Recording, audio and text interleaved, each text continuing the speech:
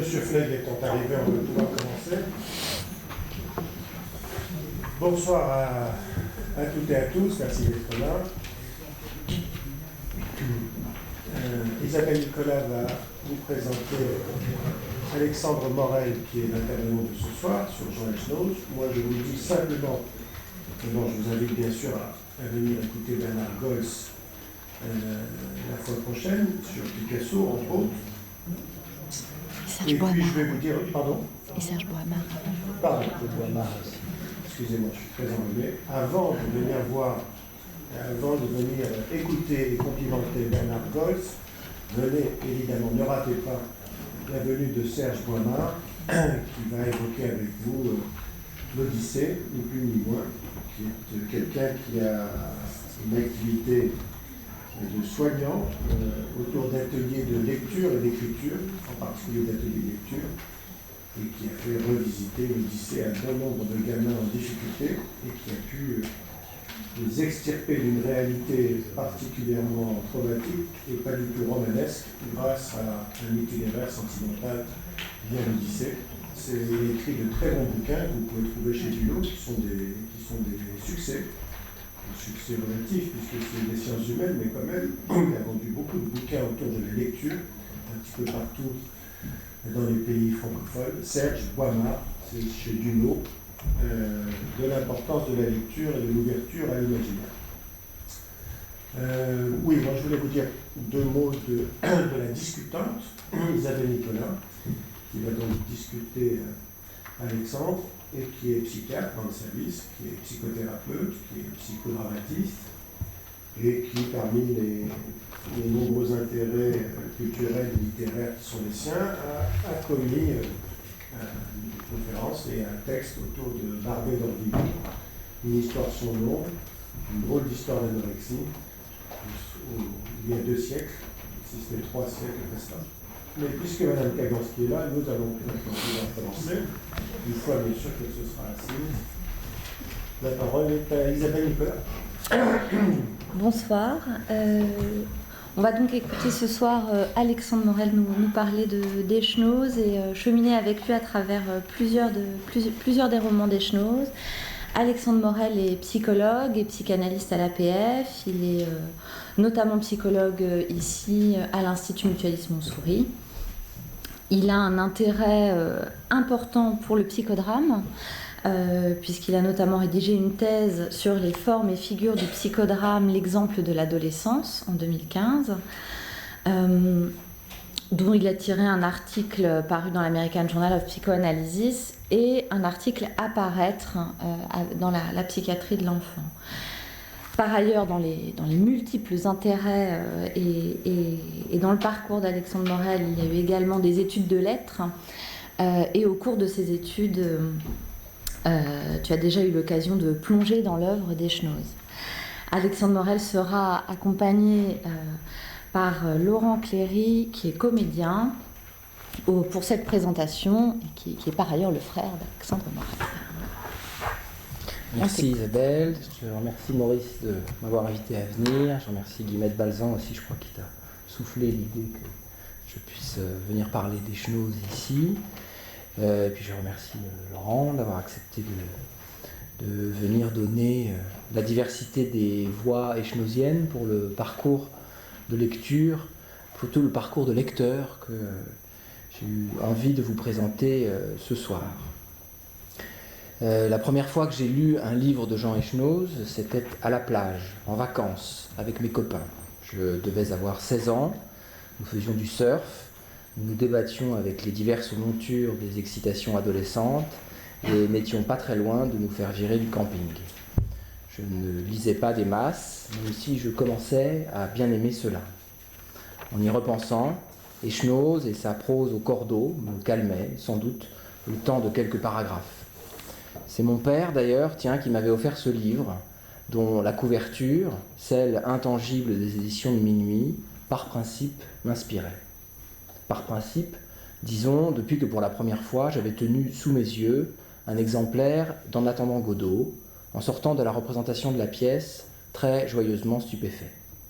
Minuit, les éditions de Minuit, équivalaient donc à Beckett, et par conséquent, Rien de ce qui sortait de cette maison d'édition ne saurait être sans intérêt. Minuit, c'était la Rolls. Sur la plage, j'entame donc la lecture de Cherokee, qui est le deuxième roman de cet auteur surpris que son premier roman, Le Méridien de Greenwich, ait été publié chez Minuit après de nombreux refus chez d'autres éditeurs, notamment des maisons éditant des polars. Cherokee commence ainsi. Un jour, un homme sortit d'un hangar. C'était un hangar vide, dans la banlieue est. C'était un homme grand, large, fort, avec une grosse tête inexpressive. C'était la fin du jour. L'homme était vêtu d'un pullover tricoté à la main, à rayures jaunes et rouges, sous un imperméable en feuilles plastiques souples, opaques, avec des côtes impressionnées, imitant un tissage de gabardine. Un petit chapeau de pluie s'étalait comme un poisson plat sur le sommet de son crâne. Il venait de dormir 5 heures d'affilée au fond du hangar, et maintenant il marchait en jetant de fréquents regards à gauche, à droite, derrière lui. Il se méfiait. Il avait volé la veille une somme importante, il craignait d'être reconnu, il ne voulait pas qu'on l'arrête. Il ne voulait pas qu'on lui reprenne l'argent. Et voilà le paragraphe qui m'a saisi. Non loin du hangar, dans un bar tabac, sur une carte fixée près du percolateur, des dessins figuraient des sandwichs, des omelettes, du fromage en tranches. L'homme regarda longuement ces dessins. Il aimait les images des choses. Il y était plus sensible qu'à leur nom, depuis la veille qu'à leur prix. Il se retourna vers la salle où ne se trouvaient que 3 consommateurs, 2 qui s'embrassaient et un tout seul très vieux, puis il commanda un hot-dog et un gruyère assiette. Ce qui a frappé mon attention et déclenché mon enthousiasme, ce sont ces dessins près du percolateur, figurant des sandwichs, des omelettes et du fromage en tranches. Avec la mention de ces images, j'ai été saisi par le fait qu'un romancier porte son attention sur de tels objets, sans intérêt particulier d'un point de vue tant esthétique que romanesque. Objets que pourtant je remarquais moi aussi avec plaisir dans les cafés. Certes, nous aimons les écrivains pour ce qu'ils nous ouvrent à l'inconnu, au nouveau, mais est-ce que nous n'aimons pas les écrivains ou les artistes pour les formes abouties, entières, singulières, qu'ils façonnent de ce que nous connaissons, de ce qui nous habite, nous entoure, nous préoccupe ou tient notre attention? Une forme, donnée au lecteur et qui donne une consistance esthétique à notre quotidienneté. Dans mon souvenir, tronqué comme toujours, ces dessins décrits par Echnoz étaient d'ailleurs en relief, sur des supports en plastique. C'est dire le relief qu'ils ont toujours pris, ces objets, comme tant d'autres auxquels il était fait place sous la plume d'Echnoz. Ces objets apparaissent toujours dans une grande clarté, précisément photographiés par les mots. Bien que m'étant fait à leur profusion, quand ces objets sont mentionnés ou décrits, je suis à la fois réjoui de leur présence dans un roman, de leur surprenante présence dans le décor, d'une narration qui prend le temps, le luxe de les décrire, mais bien aussi de la réjouissante force des mots pour donner forme aux choses. C'est dire qu'il s'agit certes des choses, mais bien aussi de l'image des choses. Ainsi est-il mentionné dans cette ouverture de Cherokee. Il aimait les images des choses. Je commencerai donc par vous parler de la présence des objets dans l'œuvre de Jean Echnoz. Puis, je vous parlerai des paysages, ceux des objets et des espaces, le tout marqué par une certaine esthétique des ruines qui touche aussi le personnage avant qu'elle ne s'attaque, si je puis dire, au travail narratif lui-même, comme au contrat du roman réaliste. On se questionnera sur les formes prises par l'excitation dans ces trajectoires descriptives et nous verrons ce qui reste au terme d'une certaine mise en pièce, certes virtuose, qui touche le personnage, la narration et qui n'épargne peut-être pas le lecteur.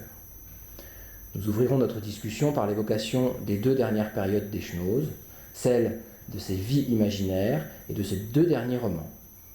Périodes dans lesquelles il me semble qu'une place plus grande est faite pour l'affect, au risque du pathos. On peut distinguer 4 périodes dans les romans d'Echnoz, celle d'abord des pastiches, revendiqués comme tels, puis des romans puisant eux aussi, mais moins ouvertement, dans le vocabulaire du roman de genre. La 3e période, qui pourrait marquer un notable changement, est celle qui regroupe les 3 romans sous contrainte des vies imaginaires, celle de Ravel, de Zatopek et de Tesla, avant que ne se fasse un retour plus complet et donc peut-être plus charnu à la fiction avec 14 et Envoyé spécial. Si l'on sait que Jean Echenoz est né en 1947 à Orange, le reste de sa biographie est sinon joueuse, au moins floue, avant que ne défilent, tous les 2 ou 3 ans depuis 1979, les romans, avec un Médicis et un Goncourt au passage. Avant le succès, et selon les versions, le voilà donc contrebassiste de jazz, saxophoniste, psychanalyste, enseignant, sociologue, ingénieur, journaliste, scénariste, fils de psychiatre, personne n'est parfait, et le voici écrivain. À succès, jamais de la vie un Marc Lévy, mais celui qui depuis longtemps et de loin se vend le mieux chez Minuit. En particulier dans toute la première partie de son œuvre, disons avant les vies imaginaires, les objets sont omniprésents dans les romans de cet auteur. Suivant les moments, Jean Echenoz dit qu'il s'abstient de faire de la psychologie, la déteste, s'en méfie, et qu'il préfère situer les personnages et leur donner consistance par le rapport qu'ils entretiennent avec les objets ainsi qu'avec l'espace. Les objets sont pour moi des marqueurs nécessaires qui indiquent le personnage. Cela sert à définir le personnage, des caractères ou des états d'âme.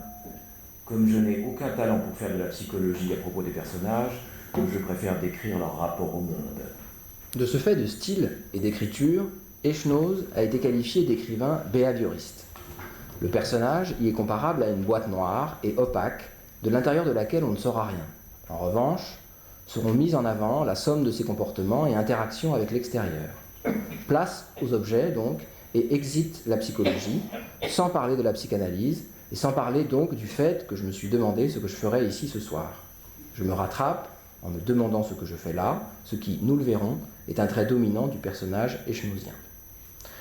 Du point de vue des objets et de leur prolifération dans l'espace, l'incipit de Lacq donne le ton d'une manière exemplaire. Le téléphone a pu sonner 2 fois, Vito savait qu'il ne décrocherait pas. Il remettait sa jambe avant son pantalon, comme tous les jours au saut du lit. Rien de bon, de toute façon, n'arriverait plus jamais par téléphone. Et puis, n'importe comment, c'était sa jambe avant son pantalon.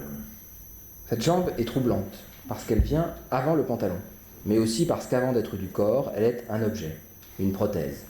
Il est ainsi fréquent, dans son insistance descriptive, que les objets viennent avant le vivant, ou qu'une confusion des règnes, le vivant et les choses, soit ainsi présente. La prothèse n'est pas récente, et Vito Piranèse avait pris le coup depuis longtemps.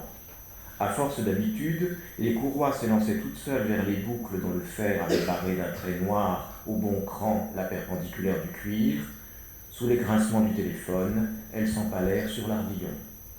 Le personnage de Vito doit composer avec cette jambe, et comme souvent chez Echenoz, les objets prennent plus de place, une place imposante face aux êtres. Ils semblent revêtir une existence à part entière qui souvent perturbe leur champ d'action. Le téléphone s'installait impérieusement, prenait toute la place dans le studio trop étroit pour 2. Les sonneries sciaient l'espace en se chevauchant, reliées par leur écho en trait d'union. Cela n'aurait plus de cesse à présent, donc Vito prit son temps, il vérifia toutes les attaches du membre artificiel, passant les doigts sous les boucles et centrant chaque lanière au creux du bon sillon, pendant que 30-40 sonneries se déversaient, répercutées contre le papier peint punaisé d'une photo de blonde fermement bustée. Ainsi, le téléphone s'énerve seul, beaucoup utilisé, il faut le laisser respirer. Le narrateur évoque aussi un édredon qui s'époumonne, de silencieux yaourts, la sueur des ampoules jaunâtres dans le garage de la résidence, ou encore, sous des nuages qui marquent leur territoire, des gouttelettes de pluie qui se syndiquent comme une grosse goutte pour gaiement dévaler ensemble le pare-brise. Ces métaphores qui donnent ainsi vie aux objets sont légion. Non sans écho à cette prothèse, il semble que l'objet décrit est souvent affectionné d'abord pour sa banalité, ses faiblesses, ses ratages, son obsolescence et son délabrement. Du point de vue des objets du banal, du quotidien et de leur insignifiance, du point de vue romanesque, Echenoz est assez flaubertien, puisque Flaubert, qui est très attaché aux objets, disait vouloir écrire un roman sur rien, ou à partir de rien, avec des détails insignifiants, non romanesques, non proprement dramatiques. D'ailleurs, dans le premier chapitre de l'éducation sentimentale, est ainsi décrit le pont d'un bateau. Le pont était sali par des écales de noix, des bouts de cigares, des pelures de poire, des détritus de charcuterie apportés dans du papier. Chez Echenoz, dans des montages ou collages surprenants, cohabitent aussi des objets culturels disparates, du plus banal au plus savant. Le sport cérébral jouxte la sculpture classique, le porno, l'esthétique camionneur ou encore les journaux animaliers cohabitent avec la peinture du XVIIe siècle. On ne sait où est le sublime et le grotesque lorsque, par exemple, Moisy-Héon s'applique à décrire l'appartement dans lequel il est séquestré. Il regarde des reproductions de peintres du XVIIe siècle et des ouvrages de cynophilie, dont un maigre ouvrage broché, corné, quadrichromique, intitulé « Mieux vivre avec son basset ». Echnoz note « L'appartement semble avoir été abandonné en catastrophe par une secte de cynophiles 17e aux abois. » Dans Lac, du point de vue de ses faiblesses et du ratage, le magasin d'accessoires et de gadgets cher aux espions a été vidé de son contenu rutilant par l'ironie d'Echnoz. Les pistolets s'enrayent, les savantes petites mouches espionnes appareillées de micros se révèlent bien inefficaces, et lorsqu'un espion actionne une tirette sous un tableau de bord, ce n'est que pour ouvrir le capot. Du point de vue de l'obsolescence et du délabrement, Echnoz dit revendiquer une poésie du banal, du dérisoire, du déchet. Les choses du commun, dérisoires, me rappellent à l'ordre. Selon Bonge, le banal est l'objet où le poétique peut se développer. De nombreux objets, sous la plume d'Echnoz, semblent au bout du mouvement interne de leur lente dégradation et avoir atteint le stade inerte de la ruine. Sur le balcon de l'appartement du colonel Sec, les fantômes de plantes se terrent au fond de bacs d'étain, dans un cocon d'humus déshydraté. Et à côté de ces fantômes de plantes, l'environnement prend subitement un aspect désolé. Ses yeux considéraient l'inexistante circulation des véhicules dans l'allée, une lumière terne de poussière tombait sur lui. Mais souvent, l'objet du banal trouve aussi sa rédemption par la contemplation ou composition esthétique dont il est l'objet. Comme l'écrit Jean-Claude Lebrun à propos d'Echnoz, d'objets a priori insignifiants se dégage une singularité, une étrangeté, une beauté auxquelles on ne pensait pas. Il arrive que l'auteur compose de véritables petits tableaux descriptifs. L'auteur construit alors bien plus qu'il ne transcrit ou traduit. L'attention opère une mise en paysage ou mise en tableau de groupes d'objets absolument inutiles à la progression du récit, mais mis au service du regard, du plaisir de la composition ou encore de la contemplation. Surviennent alors de remarquables natures mortes contemporaines, à moins qu'il ne s'agisse de vanités, qui ont pour cadre un placard, un coffre de voiture, une petite pièce dévastée de moisissure ou un box dans un garage. Les objets peuvent surgir sous le regard du narrateur, mais font aussi parfois l'objet d'un processus de dévoilement. Dans Lac, le docteur Belzins engage ce processus de dévoilement du cadre, qui fait apparaître l'intérieur du box comme une composition scénique devant laquelle un rideau coulisserait avant que la lumière ne l'éclaire. À peine la scène du box mise en lumière, la description commence. Il actionna un gros interrupteur étanche, faisant briller une ampoule nue. Outre un train de pneus neige, une galerie amovible et 2 bidons de lubrifiant, des cartons de vieux livres et de vieux habits s'entassaient dans le fond. 2 statuettes africaines, 2 skis en bois équipés de fixations néolithiques. Puis, une armoire sans porte contenait des liasses ficelées de revues corporatives, de blocs d'ordonnances vierges et quelques outils professionnels hors d'usage dans des boîtes en métal. Sphygmotentiomètre et stéthoscope crevé, marteaux à réflexe et autres abaisse-langues et spéculums auriculaires, nasaux, rectaux, rouillés. Présence d'un fût. On retrouve dans ce tableau liste quelques constances echnoziennes, l'usure, la ruine, le regroupement du disparate ou le goût de l'incongru, sans oublier le sens aigu de la clausule, ce « présence d'un fût », phrase sans verbe qui clôt la description. Echnoz est assez flaubertien, là encore, avec cette clausule.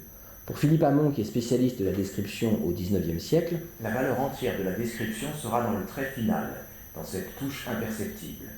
La clausule chez Flaubert lève comme au bout d'un bras un trait caractéristique, un détail saillant, destiné à rester comme un point brillant dans la mémoire quand le reste sera affaissé dans l'ombre. Pour Kurt Schwitters, peintre et colleur des années 20, les objets du rebut prennent un sens renouvelé au sein de la composition. En se valorisant l'un l'autre, ils perdent leur caractère individuel, leur propre poison, ils sont dématérialisés et forment un matériau pour le tableau. On se trouve, avec la description de ce garage, dans le registre de l'énumération de ce qu'elle peut avoir de poétique. Mais plus globalement, Echnoz défend l'idée que parfois, une description minutieuse est presque un petit poème en prose. Les regroupements d'objets sont ainsi fréquents pour composer de petits tableaux d'objets en jouant sur les rapports inattendus. Dans Je m'en vais, le narrateur défend l'idée du hasard et des arrangements hétérogènes. Mieux vaut attendre le hasard d'une rencontre, surtout sans avoir l'air d'attendre non plus. Car c'est ainsi, dit-on, que naissent les grandes inventions. Par le contact inopiné de deux produits posés par hasard, l'un à côté de l'autre, sur une paillasse de laboratoire. Le travail d'Eschnoz sur les objets du quotidien ou du rebut donne écho à l'art moderne avec les papiers collés des cubistes, les tableaux objets des dadaïstes et plus récemment avec le junk art ou le found art, courant minimaliste de la sculpture contemporaine. Les jeux de consistance ou sur les seules matières ont aussi leur place. Dans la chambre dans laquelle se trouve enfermé Chopin, à la dureté des doubles vitrages que seul un objet dur, aigu, coupant pourrait attaquer, s'opposent la mollesse et le flasque des matériaux de la chambre. Une carcasse de mousse, des lambeaux de papier peint qui pendouillent comme une veste à crever. Matière, densité et grain peuvent être le seul objet d'un tableau comme chez Tapiès. La peinture est alors comme un mur qui confronte aux sensations de la matière et non pas une fenêtre qui donne à voir. De la même manière que s'imposent les objets, l'espace, chez Eschnoz, n'est pas qu'une toile de fond qui fait cadre au récit. Il prend souvent une grande importance en occupant le premier plan de la narration, au point d'en effacer ponctuellement le personnage et l'intrigue dont il est le protagoniste.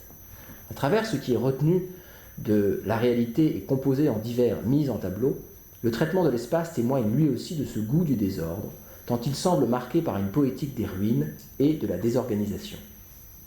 Fortement inspiré par des romanciers comme Conrad ou London, Eschnoz peut se dire écrivain géographe, c'est-à-dire donnant place dans l'œil du narrateur à l'espace, à la topographie, composant des lieux où se mêlent la précision spatiale, toponymique du géographe et l'imagination du poète. Si les espaces sont essentiellement franco-urbains, l'auteur ne nous prive pas de voyages en Malaisie, en Corée, dans l'Arctique ou même dans l'espace. Mais ces lieux n'en sont jamais pour autant le théâtre d'une dramaturgie particulière. En termes d'intensité supportée par les lieux, Gide parlait par exemple de paysages déclamatoires, les personnages de l'écrivain géographe Eschnoz ont toujours l'air d'évoluer dans le quotidien du XVIIe arrondissement ou de la ligne 2, dans le feutre quasi-modianesque des boulevards extérieurs. Dans Je m'en vais, Ferrer part pour des espaces dignes des romans d'aventure, mais qui s'avèrent très vides ou marqués du délabrement. Les chiens de traîneau y sont juste débiles et les petites villes de tôle sans intérêt aucun. Voilà par exemple comment le narrateur nous fait visiter le village arctique de Weber Bay. Ce n'était qu'un groupe de baraquements préfabriqués aux parois de tôle ondulées, rouillées, percées de petites fenêtres éclairées d'ocre poussiéreux. Entre ces bâtiments blottis autour d'un mât, quelques rues schématiques respiraient à peine, et trois passages irréguliers gondolés de glace malpropre, obstrués par des congères, et leurs carrefours étaient jonchés de sombres masses de métal ou de ciment, de lambeaux de plastique pétrifiés. Pour le reste, l'environnement est précisément décrit et topographié. Cet environnement est essentiellement urbain, comme dans les polars, avec cette même portée qu'on a pu dire sociologique dans les peintures eschnoziennes de nos espaces contemporains et quotidiens. En ce sens, on se souviendra sans doute de la précision musicologique avec laquelle, dans Envoyé spécial, l'auteur décrit les voies annonçant les stations dans les transports en commun parisiens. Au moment de la sortie de Lac, Eschnoz explique que ce qui compte pour lui, c'est la manière d'accrocher le regard et que sa pente naturelle le pousse vers les lieux ingrats.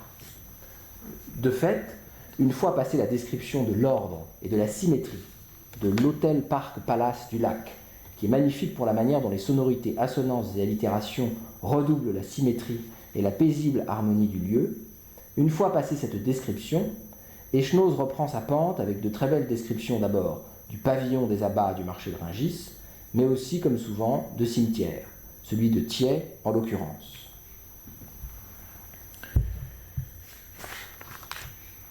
On retrouvera aussi des avenues pétrifiées de la capitale, des appartements vides, des espaces sans vocation précise, des zones de mauvaises herbes et de ruines. Ces dernières sont observées par Suzy, qui sillonne la banlieue à la recherche d'anxiolytiques, ce qui est déjà tout un programme.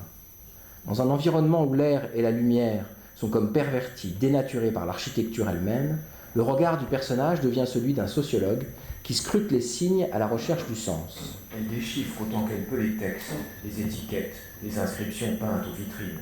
On ne sait plus ce qui est construction ou destruction, progrès ou régression que fait surgir le paysage. Plus loin, des édifices d'usage divers s'étouffent les uns les autres, entremêlés de chantiers incessants qui ont l'air de menacer par contagion la totalité du secteur. Ainsi, toute construction vivote-t-elle en sursis, timide et résignée, voûtée dans l'attente de sa mise à bas. Plus loin, devant les immeubles en ruine, elle cherche à décoder les inaccessibles carrés aux couleurs déchues qu'elle décrypte en les regardant, reconstituant ce que Echnoz appelle des biographies d'insectes. Une archéologie du quotidien apparaît dans l'observation des flancs d'immeubles rescapés qui laissent quelquefois reconstituer l'anatomie de ceux qui se colèrent contre eux, et des plus ou moins tièdes intimités passées par ces murs, puis expropriées. Faut-il donc décrypter, passer au-delà des évidences opaques du paysage? Si le goût pour les objets et leur description n'est pas sans évoquer les choses, on retrouve ici une démarche chère à Georges Perec, pour qui, dans Espèces d'espace, le problème n'est pas d'inventer l'espace, mais de l'interroger, ou plus simplement de le lire, car ce que nous appelons quotidienneté n'est pas une évidence, mais opacité, une forme de cécité, une manière d'anesthésie. Du côté, à nouveau, des arts plastiques et de l'attention aux ruines, le travail d'Echnoz me semble proche, humour en plus, du travail des photographes allemands de l'école de Düsseldorf, qui, dans la suite de la nouvelle objectivité allemande des années 30, réagissent aux excès de l'expressionnisme, réinvestissent le quotidien, les marges, ce qui est menacé d'obsolescence, pour en garder trace. Mais aussi une pratique de l'aplat, d'une objectivité descriptive qui cherche à circonscrire au plus précis les lieux sans plus s'émouvoir. Les représentants en sont le couple des pêcheurs, Thomas Ruff ou encore Andreas Gursky. L'attention descriptive, si présente dans ce rapport aux objets comme aux espaces, me semble questionner le maniement de l'excitation dans l'acte d'écrire et de décrire. La capacité à l'analyse précise d'un paysage au service d'une description d'orfèvre tient à la somme d'excitation qui parvient, ou non, à être retenue et découpée en petites quantités ou unités descriptives mises au service du tableau. Sur cette question, on peut donner la parole à Julien Gracq, qui à mon avis est un immense adepte, pour ne pas dire plus, de la description. Au point qu'un livre comme La Presqu'île n'étant fait qu'une ample description, 180 pages d'un paysage de bord de mer parcouru en voiture au moment où la nuit tombe. Dans les livres de Julien Gracq, on attend, on pressent que quelque chose va venir dont on ne voit jamais vraiment le bout, mais en attendant, on a tout le temps de décrire, et en particulier des paysages. Et que ce soit un balcon en forêt ou le rivage des Syrtes, cela donne des récits d'une tension et d'une intensité rares. Dans son livre d'entretien, Gracq s'interroge sur l'éveil des aptitudes à l'observation et à la description, et me semble lier celle-ci à la question de l'excitation. Il est possible que le sens des paysages s'éveille plus facilement dans des régions où les nuances sont plus subtiles, les contrastes moins marqués. On dit souvent que l'œil d'un peintre s'éduque plus facilement dans un pays comme l'Île-de-France, pays de grisaille où les nuances sont fondues et où on a, par conséquent, davantage tendance à appréhender des différences plus petites, plutôt que dans les tropiques aux grandes oppositions de couleurs. J'attribue une certaine importance au fait d'être né dans un pays de relief modéré. J'ai été sensible, enfant, à des nuances assez subtiles déjà. Il dit qu'il s'agit là de régions indécises, dont enfant il a regardé les paysages. Ce qui semble tout à fait le nom que l'on pourrait donner aux zones choyées par Echnoz pour ses tableaux urbains, les zones indécises. Gracq revient ensuite à la littérature, en évoquant Stendhal. Je suis frappé de voir, si je me tourne vers la littérature, qu'un écrivain comme Stendhal est né dans un des plus beaux paysages de France, Grenoble et le Grésivaudan, avec ses deux bordures qui sont tellement contrastées. Il a vu une chose trop belle trop tôt, et au fond, il parle toujours de paysages sublimes, mais il ne va pas plus loin. Retenons ce « voir une chose trop belle trop tôt ». Gracq parle ensuite au contraire de Balzac, qui est lui aussi homme des coteaux modérés, qui est un Tourangeau, qui, quand il parle d'un pays que je connais, comme la presqu'île guérandaise, qui est décrit dans Béatrix avec ses salines, est d'une rare précision. Le « trop beau, trop tôt » n'est pas sans évoquer une certaine généalogie de l'obsessionnel, qui, trop précocement, excité, passera sa vie à tenir à distance autant que faire se peut l'excitation et l'angoisse qu'elle véhicule. Et cela peut bien donner, comme ceux qui ont grandi dans des paysages mesurés, des rois de la découpe, qui s'appliquent jusqu'au vertige à mettre chaque chose à sa place, ce qui est pour Joseph Conrad le difficile enjeu de la description. Il est bien difficile, écrit-il, de mettre chaque chose à sa place. À distance de cette angoisse, cela donnera des caractères solides et impassibles, apparemment donc pas si excitables que ça.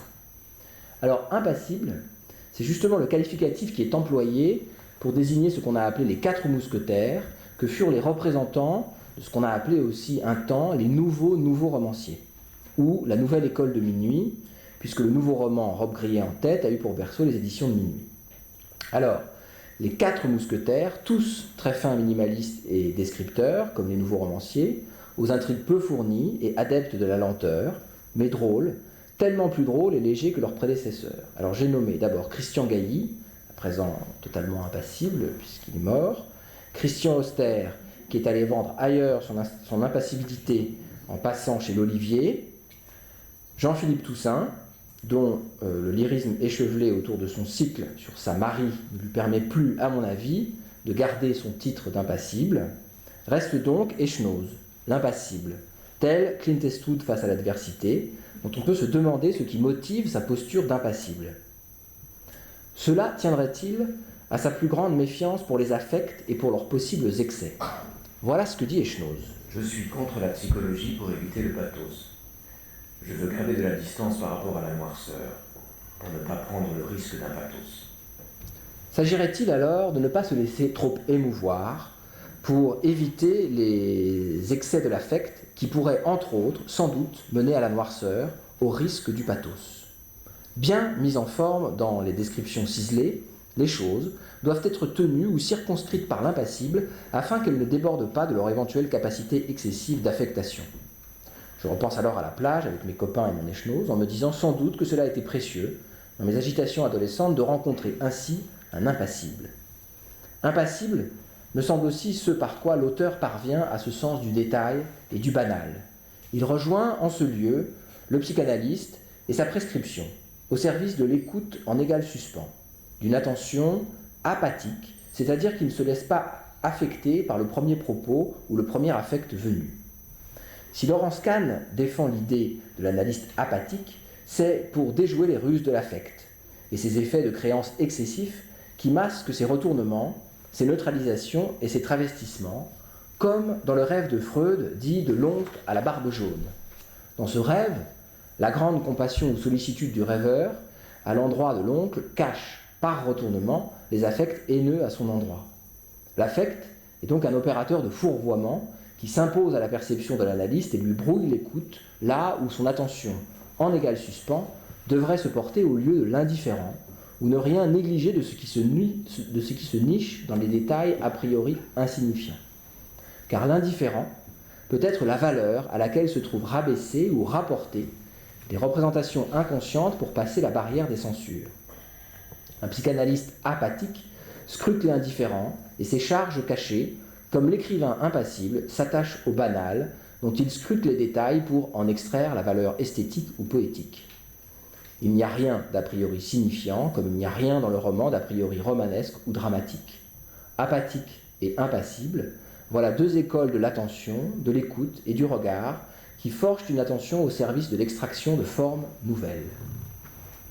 Avant de poursuivre sur la question de ce qui est opérant chez Echenoz dans cette mise à distance de l'affect et du pathos, je voudrais revenir sur la question de l'excitation dans le travail descriptif, en particulier lorsqu'il s'attache ainsi aux ruines. La contemplation des ruines au XVIIIe siècle, dans les Folies, dans les ruines effectives ou encore dans les tableaux d'Hubert Robert, servent de support à la méditation sur le sens de l'histoire et sur la vanité du pouvoir humain. Ainsi l'écrit Volney en 1791. Je vous salue, ruines solitaires, tombeaux saints, murs silencieux. C'est vous que j'invoque, c'est à vous que j'adresse ma prière.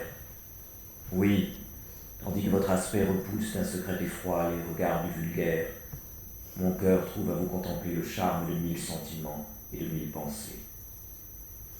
Est-ce pour ce qu'il doit au ruiniste qu'Echenoz dans Je m'en vais mène l'un de ses personnages douloureusement oisifs sur la tombe, encore un cimetière, du plus noble de ses représentants, Hubert Robert, dont le narrateur nous lit ce que murmure la plaque funéraire.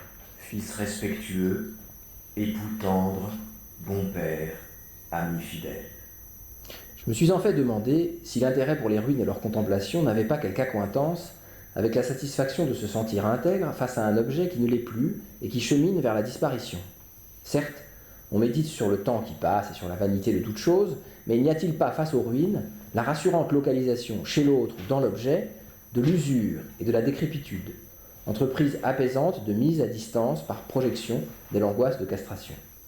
Celle-ci étant localisée dans l'objet et permet un entretien plus mesuré, plus distancié avec elle.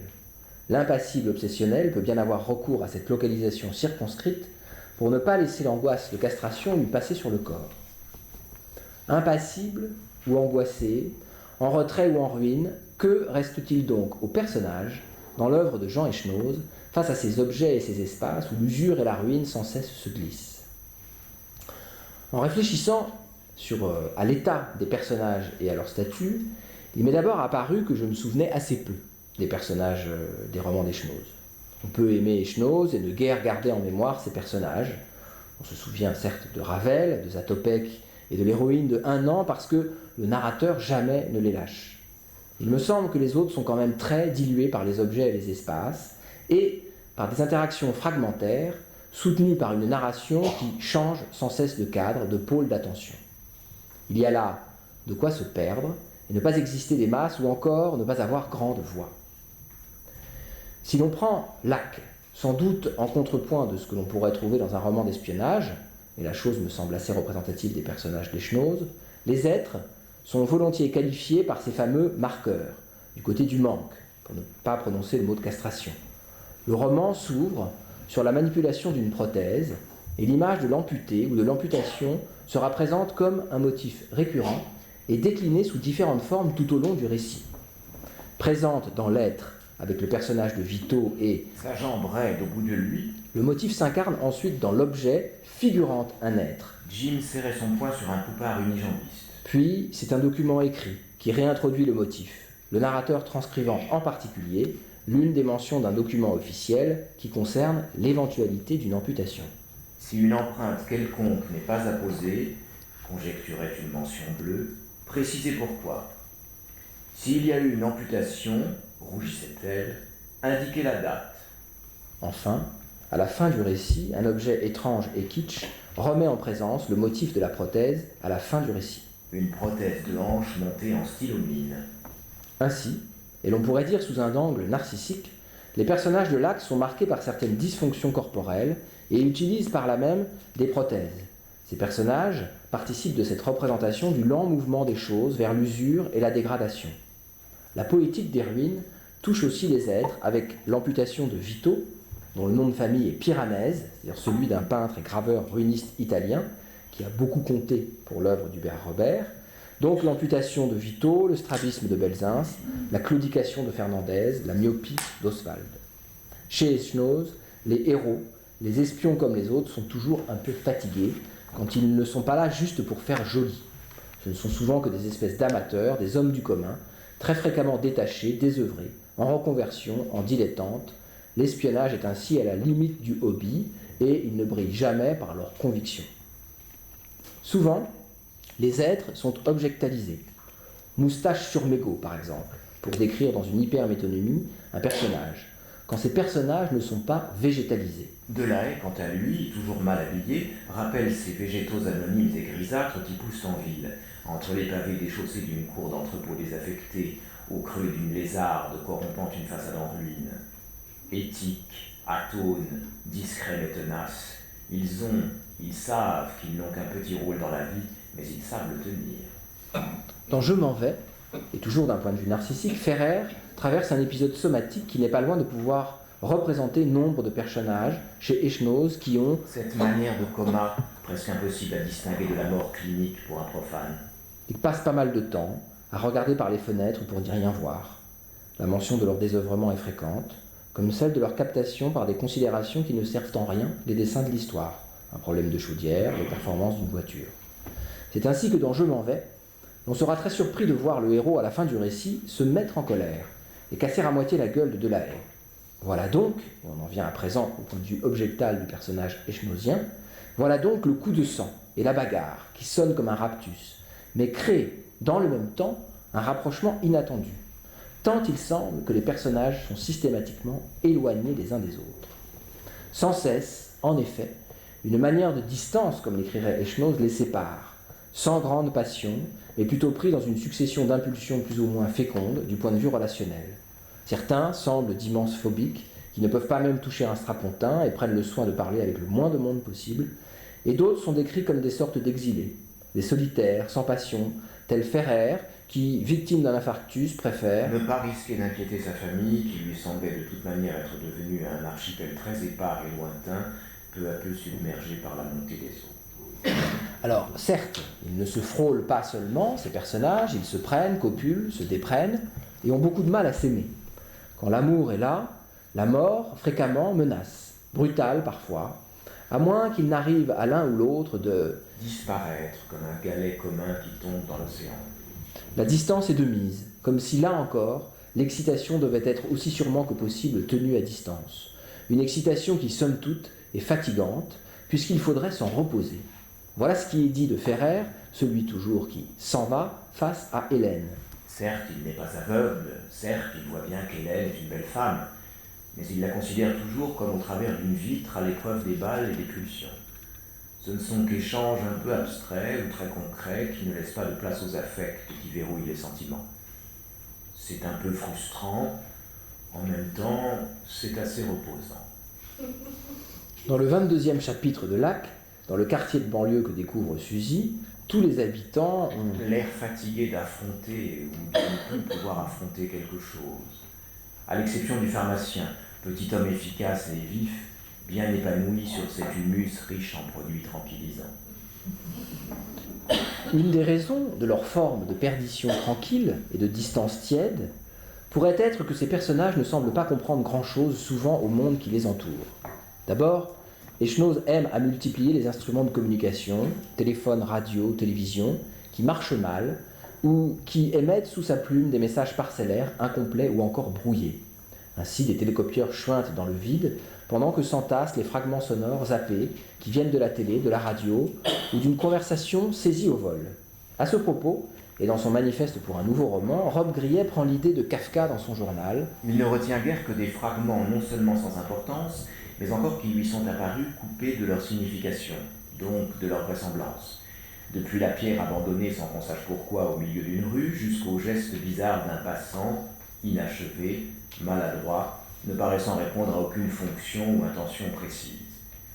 La mention d'objets détachés de leurs usages, d'instants immobilisés, de paroles séparées de leur contexte, ou bien de conversations entremêlées, en somme tout ce qui sonne faux ou manque de naturel, est précisément ce qui rend à l'oreille du romancier le son le plus juste. Les personnages d'Echenoz sont déroutés par une prolifération sémiotique qui ne génère qu'un appauvrissement sémantique, comme plonger, parfois, dans un film de Godard où la bande-son, pleine de ratés, n'est pas toujours un pléonasme de l'image. Il y a là une représentation des personnages qui, parfois, au-delà de l'humour, semble flouter, sinon effacer l'être et les relations d'une inquiétante manière, comme dans cette tentative d'identifier quelqu'un sur une photographie. Un portrait de celui-ci se trouvait reproduit sur le rabat de la jaquette. Au centre d'un rectangle sombre émergeait un visage un peu flou, sans doute le détail agrandi d'une photographie de groupe. On ne distinguait pas mieux ses traits que ceux du condamné par le guichet d'une geôle obscure, ceux du souffleur au fond de son trou.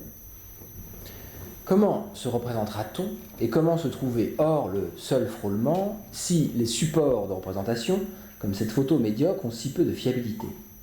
La question semble posée tout au long de l'œuvre d'Echenoz.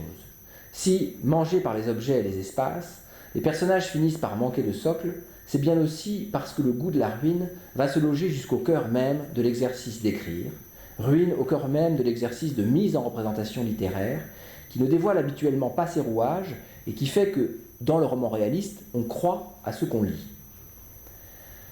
La première mise en ruine de l'écriture passe, dans l'usage echenozien, des codes romanesques empruntés au genre. Tout auteur commence par le pastiche, à travers quoi le génie se glisse, clandestin. C'est là une phrase de Malraux. Alors je ne sais pas s'il s'agit de génie, mais c'est bien Echenoz qui se glisse bien amplement dans le pastiche. Donc sans doute, vous savez que les 4 premiers romans d'Echenoz sont des pastiches, déclarés comme tels, pastiche d'un roman policier, d'un roman d'aventure, d'un roman d'espionnage. Quant aux autres, en dehors des vies imaginaires, il n'est pas abusif de dire que ce sont des variations autour des motifs empruntés à ces genres. Et la chose est particulièrement claire dans le dernier opus Envoyé spécial. Alors, si suivant les moments, Echnoz parle à propos de ses romans d'une forme d'hommage ou d'acte d'amour, à l'endroit, je cite, de formidables souvenirs de lecture, il s'agit bien d'un amour vache. Car quand l'auteur parle de taquinerie du roman de genre, il faut plutôt y voir une véritable mise en pièces. Les romans d'Echnoz regorgent de dispositifs de genre qui se trouvent ruinés par le bon vouloir de l'auteur. De nombreux procédés déceptifs viennent ainsi saboter l'attendu de l'horizon d'attente propre au genre littéraire. Du point de vue romanesque, Echnoz nous emmène donc souvent ailleurs, quand il ne nous mène pas nulle part. Dans Lac, mais la chose est très présente dans Envoyé spécial, vous aurez remarqué que par la voix du narrateur notamment, mais aussi par celle des personnages, les dispositifs du genre sont parcourus de manière lasse ou expéditive. Filature, séquestration, chantage. Mais la mise à mal et la mise en ruine semblent porter sur l'intrigue tout entière, sur tous les éléments indiciels ou dramatiques censés lui donner une consistance, un fondement, et qui, pour finir, n'en font qu'un leurre, servant à engendrer du mouvement, uniquement un cadre formel d'apparence pour un objet littéraire dont le roman d'espionnage ne serait plus le modèle, mais seulement le prétexte. Pour Echnoz, l'organisation d'un scénario d'un roman est une chose nécessaire, mais pas la plus importante. Il évoque ce qu'Hitchcock appelle le MacGuffin. L'élément qui va mettre tous les personnages en mouvement et faire s'agiter tout le monde. Cela n'a pas besoin d'être grand-chose, cela n'a pas besoin d'être une chose très intéressante, très détaillée. C'est peut-être un objet dont on n'a aucune idée et qui se résume en 3 mots.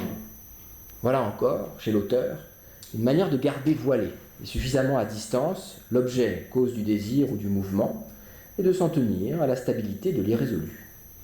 Dès le début de son œuvre, les critiques ont toujours vanté les qualités d'Echnoz comme un écrivain réaliste, témoin attentif et précieux de la civilisation urbaine de son temps. Dans Le Monde, Pierre le Pape l'estime. Echnoz est là pour raconter cette époque. Il s'impose le constat qu'entre cet écrivain et la réalité de son époque existent des sympathies telles que s'il fallait raconter cette époque, c'est avec les livres d'Echnoz qu'on le ferait. Echnoz est comme tous les vrais romanciers, un écrivain réaliste qui a avalé la réalité et la rhétorique de son temps. Pourtant, Echnoz témoigne d'un refus ou d'une mise à distance de l'illusion réaliste, de ce qui soutient l'illusion réaliste. Il prônerait plutôt le désordre de la représentation, un système de représentation qui se montre comme une vaste mise en scène, une mécanique constructiviste, rien d'autre qu'un ensemble d'artifices et de mécanismes correctement agencés pour faire croire à un réel qui, contrairement aux apparences, n'est pas transcrit, mais construit, et construit tout en montrant ses rouages.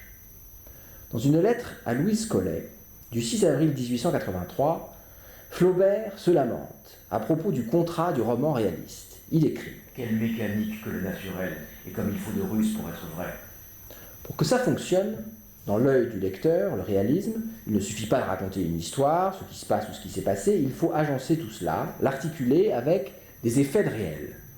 Les effets de réel, ce sont les opérateurs qui font que l'on peut prendre ce que l'on lit comme une fenêtre sur la réalité, c'est réaliste. Un texte de roman est ainsi truffé de ruses et d'artifices qui servent à provoquer des effets de réel pour emporter la créance du lecteur en ce qui lui est raconté, conté, mis sous les yeux. Par exemple, des descriptions précises, cela fait plus vrai que des descriptions vagues. Des mentions d'espace ou de temps font plus vrai quand on écrit Une sortie de chez lui à 22h34 que si vous dites juste une sortie de chez lui. La mention d'espace précis est un autre de ces effets de réel, et Echnoz en est féru. Tel immeuble au coin de la place de l'Europe, un trajet précis en métro, en voiture. Autre opérateur de réel, le déjà écrit. Des pans écrits sont ainsi soi-disant transcrits dans le récit. Panneaux, enseignes, tracts, texte d'un graffiti, inscription sur un sweatshirt, notes bibliographiques, annonces immobilières. L'écrit ou l'inscrit, ayant dans la réalité un caractère stable, ils permettent d'augmenter le crédit à donner à la réalité figurée. Je m'arrête un instant sur un autre élément qui sert à faire vrai et dont Echnoz aime à démonter le pouvoir de naturalisation. Ce sont les vitres et les miroirs. Pour soutenir la mise en forme du réalisme, et emporter la créance du lecteur, les vitres et les miroirs sont les lieux et objets seuils à partir desquels une monstration du réel va se déployer. Dans la poétique de la description, on parle des miroirs et des vitres comme lieux embrayeurs de description. Ils permettent de naturaliser celle-ci, c'est-à-dire de rendre naturelle et incontournable leur apparition dans la trame du récit. La paternité de la conception du roman comme un miroir reviendrait à Stendhal. Un roman, c'est un miroir que l'on promène le long du chemin. Mais on retrouve différentes variantes éclairantes de cette phrase dans 53 jours de Pérec. Un roman est un miroir qui se promène le long de la route. Ou mieux encore, un roman est un miroir qui se paie le luxe de la réalité. La notion de texte-écran reviendrait plutôt à Zola, qui conçoit le roman comme une fenêtre sur le réel. Le texte littéraire devant être l'image d'un magasin bien rangé qui rend compte du foisonnement du réel à l'aide d'une langue conçue comme une vitre ou encore une vitrine et de mécanismes aussi transparents que possible. Chez Echnoz, il y a une joyeuse perversion du roman comme miroir. Outre le fait que fréquentes sont les mentions, comme je l'ai déjà dit, de personnages se trouvant devant des vitres pour n'y rien voir du tout, ce qui démontre le procédé de naturalisation de la description ou du roman vitrine, Echnoz a multiplié, dans Lac en l'occurrence, les mentions d'une miroiterie qui jouxte l'appartement de la famille Claire. Claire est transparent comme une vitre sans doute. Alors cette occurrence descriptive de cette fabrique répartie dans tout le roman semble figurer en creux l'image de l'écrivain au travail façonnant ses miroirs. Et plus le livre avance, plus les mentions de cette miroiterie ont trait à l'opacité et non au dévoilement. Une épaisse fumée opaque sort de la cheminée qui fait dire au narrateur que c'est je ne sais quoi qui se fait dans cette fabrique. Vers le terme du roman, les miroirs et les vitres se cassent, avec la mention de camions et de poubelles de verre brisés qui sortent de la fabrique. Et pour finir, alors qu'on ne saura pas grand-chose de ce qui fut en jeu, même après un certain dénouement dans le roman, Echnoz semble en rajouter sur l'énigme et sur l'impuissance du roman à refléter le réel pour nous le transmettre. Elle rentrait chez elle à présent. Les ouvriers âgés sortant de la miroiterie transportaient de longues psychées sans se regarder dedans, sans plus vouloir s'intéresser à la réflexion de leur personne, de leur travail et de tout ce qui s'ensuit. Fin du récit. On rembarque les miroirs, et les psychés ne donnent rien à voir, et surtout pas de clarification réaliste d'une intrigue, et encore moins méfiance des psychés d'ouverture psychologique. Ainsi, comme souvent chez Echnoz, ce qui sert à faire vrai est plutôt destiné à montrer le faux. Le faux, c'est l'échafaudage, les rouages, les coulisses. C'est tout le travail de l'écrivain qui ne devrait pas se voir. Ce qui semble chargé de montrer la réalité du décrit s'attache dans le même temps à montrer la réalité du descripteur. Et le signe du réel devient signature du romancier. Que reste-t-il alors dans ces entreprises de sabotage raisonné jusqu'à celui de l'écrire et du décrire la soi-disant réalité? On verra ce qui reste au lecteur dans peu de temps, mais s'il y en a un qui s'en sort bien dans cette entreprise, c'est le narrateur. Narrateur dont il n'est pas sûr, comme les cours de littérature nous l'ont appris, qu'il faille le séparer si nettement de l'auteur. Echnoz défend ce point de vue. Je ne crois pas trop à ce qu'on appelle le discours du narrateur, le discours de l'auteur. J'ai davantage envie de jouer avec les pronoms personnels, avec la diversité des angles. L'histoire de position du narrateur, comme on dit, je trouve ça toujours un peu univoque et réducteur. Quand le narrateur intervient, je pense que ce n'est pas forcément toujours le même. Ce peut être moi, ou bien un simulacre de moi, ou un témoin. D'où le recours fréquent au jeu sur les pronoms personnels. C'est ma vieille lubie. Les pronoms personnels utilisés comme des caméras. Plus l'œuvre d'Echnoz avance, plus le narrateur apparaît et, selon l'expression de l'auteur, sort la tête de l'eau, se jouant passagèrement de ce contrat réaliste de naturalisation du récit. Vous aurez tous remarqué, et particulièrement dans Envoyé spécial, mais la présente précédemment, combien la voix, disons, personnelle du narrateur est présente. Il jauge les personnages, les critique, il dit son ras-le-bol et leur inertie, s'inquiète pour eux, indique au lecteur qu'il ne prendra pas la peine de décrire telle ou telle chose. Il passe devant un petit garage, sommaires établis, une fosse à vidange, 3 voitures inégalement désossées, un treuil, on connaît tout ça. Et il se gausse de son omniscience. Nous qui sommes mieux informés que tout le monde, passant du jeu au nous en accompagnant son lecteur ou en se foutant de lui, rappelant l'état de marionnette de papier des personnages, les pantins que l'auteur fait aller et venir à la guise de son omnipotence. Ainsi, leur précarité existentielle se double d'une précarité, disons, romanesque, toujours pris dans un bon vouloir narratif, celui des multiples voix qui font entendre le récit. Est-ce pour cela que je ne me souviens plus nettement des personnages d'Echnoz? Toutes les volutes ludiques qui s'inscrivent dans un humour omniprésent finissent par faire de l'écriture le sujet même du livre. et la mise en ruine joue le plus souvent comme effet de distanciation, bien plus que comme effet d'identification. Alors, l'identification du lecteur à ce qu'il lit serait-elle encore trop du côté du pathos ? Sans doute. L'identification, comme aménagement de la perte ou comme prise en soi de l'autre, relève sans doute du pathos. Pathos de la perte et de la distance, à laquelle répond l'identification. Cette dernière étant en effet une réponse au pathos de la perte, l'identification étant la forme trouvée, certes pas toujours reposante, certes qui ne laisse pas le sujet impassible, la forme trouvée donc à l'excitation qui est spécifiquement provoquée par la perspective de la perte et de la distance. S'identifier à ce qu'on lit nous fait retrouver les bribes du perdu, à la fois retrouvailles, mais aussi mesure affectée et éventuellement pathétique de la distance d'avec le perdu. Alors, l'autre jour, sur France Culture, ils encensaient le dernier roman d'Echenoz, Envoyé spécial, et il parlait à son propos d'un grand roman populaire, prévoyant qu'il aurait un Nobel un jour. Alors, je crois qu'il n'en est rien concernant le roman populaire, parce que je pense qu'un roman populaire donne à croire et à s'identifier, et il ne saurait si fortement défaire la croyance, en même temps que littérairement, il la bâtit comme le fait Echenoz. Alors, je me souviens de 2 remarques de mes amis au sortir de la lecture de Cherokee, à qui j'avais voulu en faire partager l'intérêt. Première remarque. Toi et tes romans de gare. Deuxième remarque. Ouf. C'est un peu chiant. Que c'est vide. C'est vain. À force de distance, sans cesse soutenue par l'humour, à force de ruine et de vidange, qui nous retire jusqu'au socle pour y croire, reste en effet pas mal de vide. En relissant les romans pour vous parler ce soir, j'ai été étonné de régulièrement m'ennuyer.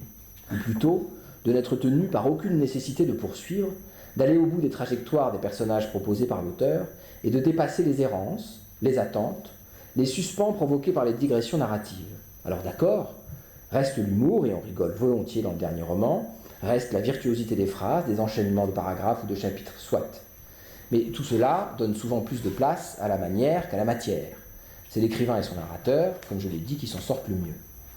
Le plaisir demeure de regarder les voltiges du verbe, de voir un démiurge virtuose et rigolard au travail, mais le vide est bien là.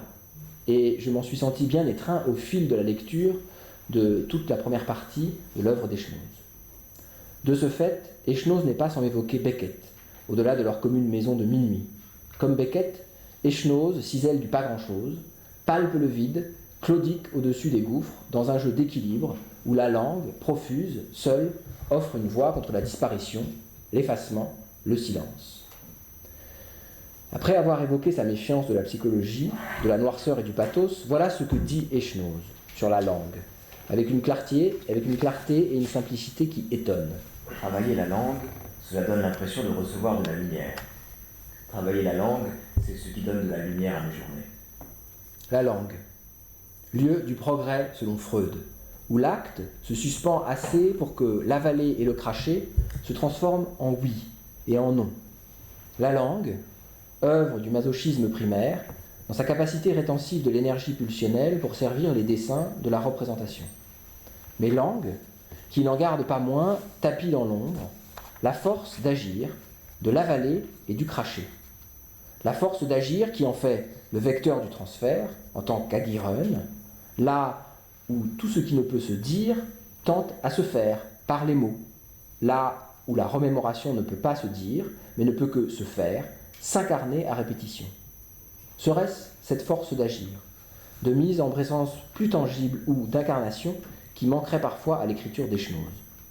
Cette incarnation me semble une dimension importante de l'enjeu, des vies imaginaires mises en roman par Echenoz. Fort de sa virtuosité et de son débat avec le vide, il fallait sans doute pour le verbe qu'il se fasse chair, que le verbe d'Echenoz gagne en poids de chair. Si les vies sont dites imaginaires, et qu'Echenoz conserve la mention d'un roman sur la jaquette de Ravel, de Courir et de Des éclairs, il n'en reste pas moins que l'auteur écrit à partir de la vie de personnes ayant existé, personnages célèbres devenant des personnes de roman. Cette nouvelle contrainte d'écriture, à partir des traces laissées par l'incarnation, par une existence tangible de ces personnes, qui deviennent des personnages, me semble modifier la texture, et donc ce poids de chair de l'écriture d'Eschnoz. D'abord, là où ces romans précédents étaient mus par un mouvement centrifuge de fragmentation, d'éparpillement et de digression ludique, le mouvement des vies imaginaires me semble plutôt centripète.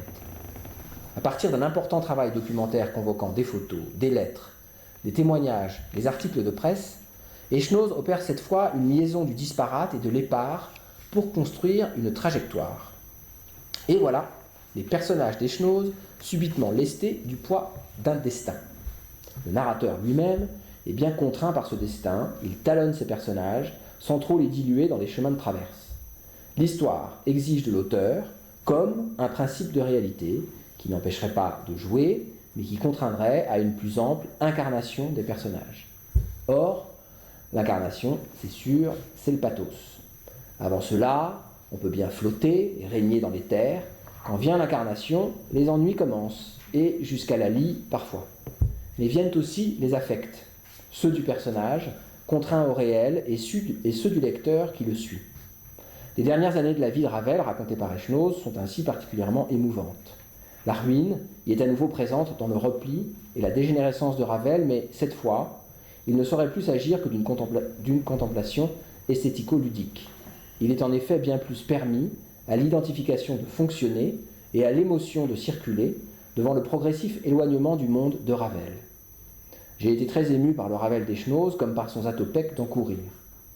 Dans Des éclairs, le goût du jeu et de la distance semble reprendre les commandes. Alors, c'est intéressant, Eschnoz dit s'éloigner pour Des éclairs de ses sources. Pour ce dernier opus des vies imaginaires, il dit avoir pris plus de liberté vis-à-vis de ses sources documentaires, là où celle de Ravel l'avait plus rigoureusement contraint. Avec Des éclairs, Eschnoz à nouveau s'éloigne ou s'en va, quelque peu, comme s'il se rendait compte qu'il nous avait émus du pathos de ses funestes destins et qu'il valait mieux, à nouveau, se déprendre par la distance de ce pathos. C'est en fait à la lecture de Ravel et de Courir qu'il m'est apparu, je n'ose parler de révélation, même si grande fut ma surprise, combien Eschnoz, cela pouvait être triste et frôler sans arrêt le vide et une inextricable distance. Le pathos d'Eschnoz est là, et la lecture de ces deux vies imaginaires m'ont rétrospectivement éclairé l'ombre qui sans cesse est portée sur ses romans précédents. Le choix du personnage de Maurice Ravel ne peut rien contre ce pathos, bien au contraire, même quand Eschnoz dit qu'il s'est attaché, et à nouveau pourrait-on dire, à un personnage opaque. Il dit aussi que la vie de cet homme lui est apparue comme douloureuse. Ainsi s'en explique-t-il dans une interview à propos de Ravel. C'est sans doute une vie douloureuse. Il donne le sentiment d'un personnage plutôt social, assez dandy, sortant beaucoup, et en même temps d'un homme absolument clos. On ne sait au fond pas beaucoup de choses sur lui. Il reste dans une espèce d'opacité. C'est une chose qui m'intéressait par rapport à la façon dont je pouvais traiter certains personnages dans mes autres romans. D'après ce que l'on sait, il est un personnage sans psychologie démonstrative, très lisse, plutôt distant et secret, à part ce qu'il veut bien laisser voir de sa vie sociale et ce qu'il donne dans son œuvre, même s'il peut se plaindre de l'ennui, du vide, des journées passées à ne rien faire, à attendre, et cela bien avant sa maladie. On ne sait rien de sa vie amoureuse, par exemple. Devant cette espèce de fermeture complète, je l'ai donc traité comme un personnage de fiction, en reconstruisant un personnage à partir des éléments que j'avais pu retrouver. Ainsi, le personnage de Ravel semble renseigner certains traits du personnage eschnozien, opaque, distant, et sans psychologie démonstrative, et où viendrait à se glisser discrètement le pathos. Mais plus encore, il me semble que le passage par les vies imaginaires en vienne à affecter le personnage eschnozien, à le contraindre, incarnation oblige, au poids de l'affect. Je me demande si dans cette affectation du personnage transmise au lecteur, ne se loge pas une affectation de l'écriture d'Eschnoz qui semble s'extraire, dans ce moment des vies imaginaires, d'une virtuosité parfois aride. Affectation, au sens grignien, d'un passage par l'incarnation, du lien entre corps et discours, qui situe l'affect comme chair du signifiant et signifiant de la chair. Au sortir de ces vies imaginaires, survient le roman 14, et cette histoire d'amour où les émotions charriées par la boucherie de la Première Guerre mondiale, comme celle d'une histoire familiale réelle, viennent innerver une histoire, un roman d'amour. Là encore, la réalité et l'histoire soutiennent un roman bien plus affecté que ce à quoi Echnoz nous avait habitués jusqu'alors. Enfin, à la lecture du dernier roman, Envoyé spécial, on retrouve le goût et la virtuosité du jeu, le même surplomb constructiviste, avec un narrateur qui ne cesse de faire le malin, un kaléidoscope de points de vue narratifs. Toutes ces variations donnent parfois la nausée, mais l'humour est omniprésent plus encore que dans les autres romans, qui allègent le brio des constructions.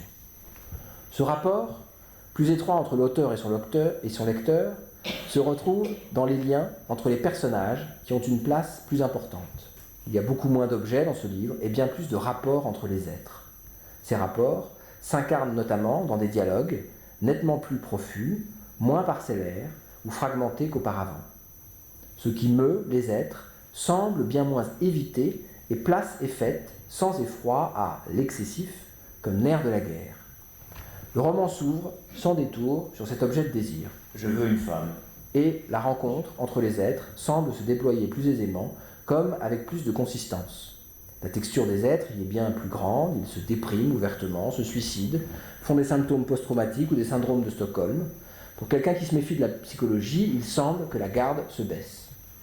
Ce que peut reconnaître Echnoz lorsqu'il dit à propos d'Envoyé spécial « Ce livre est différent de ce que j'ai fait avant. J'ai l'impression qu'il est plus libre.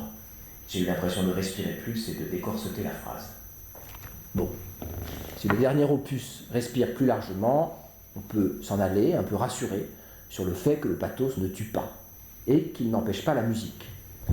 Concluons donc, sans nous priver de l'écoute du son ou du flow echnozien.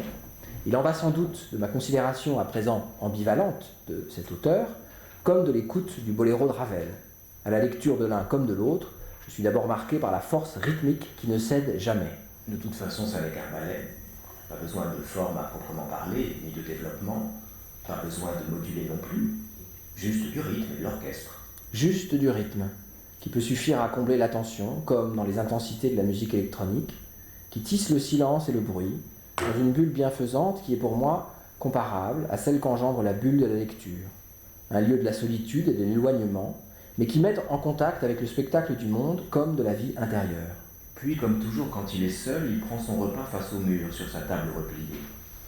Comme il dévore sa viande, son dentier produit un bruit de castagnette ou de fusil mitrailleur qui se répercute dans la pièce étroite. Il mange en réfléchissant à ce qu'il a fait. Il a toujours bien aimé les automates et les machines, visiter les usines, les paysages industriels. Il se souvient de ceux de Belgique et de Rhénanie quand il passait par là sur un yacht de rivière il y a plus de 20 ans. Les villes hérissées de cheminées, les dômes crachant de flammes et de fumées rousses et bleues, les châteaux de fonte, les cathédrales incandescentes, les symphonies de courroies, de sifflets et de coups de marteau sous le ciel rouge. Voilà donc du rythme, et des formes qui survolent le vide, l'aménagent et se jouent de lui. Echnoz agence et combine, fabrique des édifices réjouissants pour l'oreille et pour l'œil endopsychique. La mélancolie n'a plus le même poids et n'a pas la même saveur car quelques formes nouvelles lui ont été données dans le surgissement du texte, comme dans celui du son. Voilà. Il est en train de composer quelque chose qui relève du travail à la chaîne. Or, cela ne se passe pas du tout comme prévu. La première fois que c'est dansé, ça déconcerte un peu, mais ça marche. Mais c'est ensuite au concert que ça marche terriblement. Ça marche extraordinairement. Cet objet sans espoir connaît un triomphe qui stupéfie tout le monde, à commencer par son auteur. Il est vrai qu'à la fin d'une des premières exécutions, une vieille dame dans la salle crie au fou. Mais Ravel hoche la tête. En voilà au moins une qui a compris, dit-il juste à son frère. Mais tout cela n'a pas d'importance. C'est seulement fait pour être dansé. Bien, dansons maintenant. Merci pour votre attention.